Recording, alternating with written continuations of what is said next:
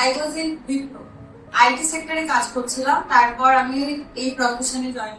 তো প্রথমত একটা জিনিস আমি ফেস করছিলাম, সেটা হচ্ছে ইনডোর জব থেকে এত বছর ইনডোর জব করে এসছো, কি করে তুমি আউটডোর জবটা ফেস করবে। সেটা নিয়ে শুক্রবার স্যার কিছুটা গাইড করে দিয়েছিল, কিন্তু ওখানে বারবার কোশ্চেন আসছিল। আর একটা হচ্ছে এজটা হচ্ছে 27+ যেহেতু হয়ে গেছে, নিয়ার অ্যাবাউট 28। একটা মেয়ের জন্য এই ফিল্ড ওয়ার্কটা কতটা ডিফিকাল্ট হতে পারে, because you have to go and visit doctors in different places.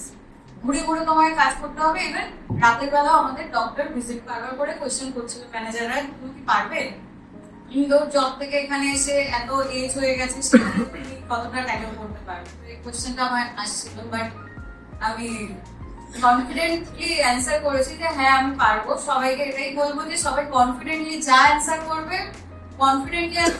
তাতে ওরা কনভিন্স হয়ে যায় যে হ্যাঁ এই মেয়েটা বা ছেলেটা পারবে।